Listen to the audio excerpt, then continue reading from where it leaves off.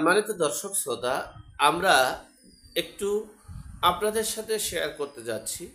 আমরা গত 15 বছরের অনেক কিছু দেখেছি, শুনতে পেরেছি, শুনতে পাচ্ছি, কিন্তু আমরা 2001 সাল থেকে 5 সালের স্মৃতিগুলো অনেক সময় হারিয়ে ফেলেছি।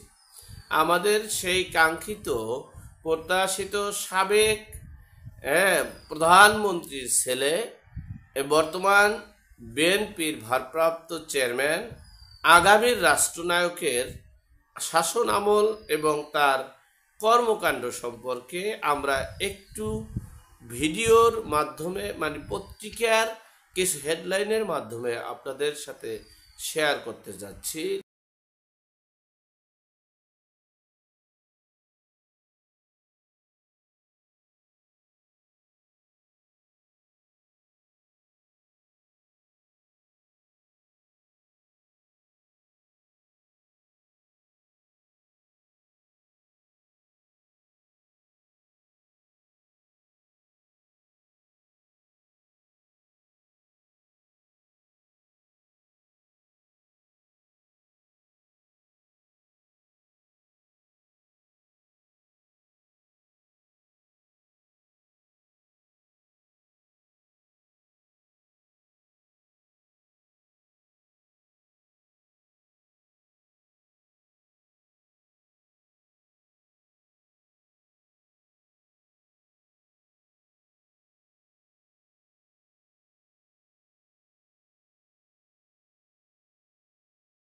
আপনারা গত 15 বছরে যে আওয়ামী লীগ এবং আওয়ামী লীগের পদ পজিশন ব্যবহার করে আওয়ামী লীগের শেখ হাসিনার ছবি, শেখ মুজিবুর রহমানের ছবি ব্যবহার করে অনেক দুর্নীতি করা হয়েছে, লুটপাট করা হয়েছে, নৈরাজ্য করা হয়েছে।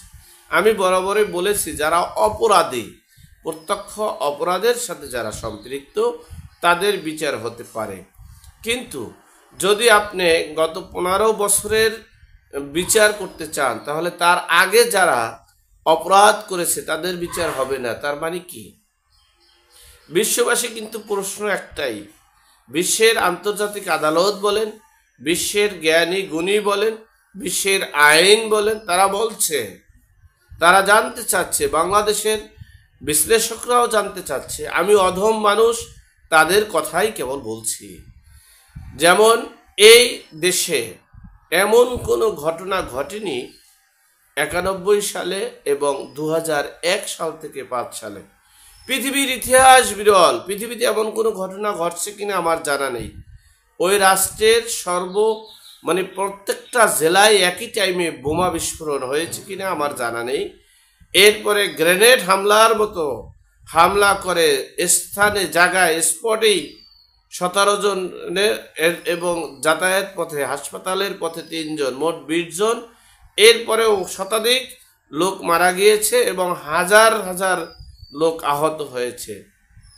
আমরা পৃথিবীর ইতিহাসে দেখিনি ক্ষমতাসীন, রাজনৈতিক ক্ষমতায় যিনি থাকেন, তারা 10 ট্রাক অস্ত্রের মাধ্যমে দেশের অস্ত্রের ঝনঝনির শব্দ আমরা শুনতে পারিনি। যাই হোক, বিএনপির শাসন আমল আপনারা একটু দেখেন। আর আওয়ামী লীগ যারা অপরাধ করেছে, তারা তো অপরাধী, এটা তো অস্বীকার করার কিছু নেই, এটা ভুলে যাওয়ারও কিছু নেই। কিন্তু আপনি একজন বিশ্ববিখ্যাত অপরাধী এবং তার 50% অপরাধীর ফাঁসি দিবেন, আর বিশ্ববিখ্যাত অপরাধীকে আপনি গলা ধরে হাঁটবেন, সেটা কি চোখে মানুষ কি চোখে চশমা দিয়ে চোখে ধোঁয়া দিয়ে চলবে? চলবে না। একটু বোঝার চেষ্টা করুন, একটু একটু নিজেকে, নিজের বিবেককে প্রশ্ন করুন যে এই দিন নয়, আরও দিন আছে। এই দিন নিয়ে যাবে সেই দিনের কাছে। আপনি অপরাধ করবেন, সে অপরাধের বিচার হবে না। অন্য অপরাধ করলে তার বিচার অপরাধকে 100 গুণ বৃদ্ধি করে তাকে মৃত্যুদণ্ডের দিকে ধাবিত করবেন। এটাও তো একটা প্রশ্ন। যাই হোক, সর্বোপরি কথা হচ্ছে, আমরা একটা এই দুর্নীতিমুক্ত বাংলাদেশ চাই। আমরা এই সভ্য জাতি হিসেবে বাঁচতে চাই। আমরা বিবেকবান হিসেবে বাঁচতে চাই। আমরা বিকৃত মস্তিষ্কের মানুষ হতে চাই না। আমরা সকল অপরাধের বিচার চাই এবং সকল অপরাধী যারা বাংলার জমিনে যেন তাদের ঠাঁই না হয় সেই প্রত্যাশা করে এখানে শেষ করলাম। ভালো থাকবেন, সুস্থ থাকবেন। আল্লাহ হাফেজ।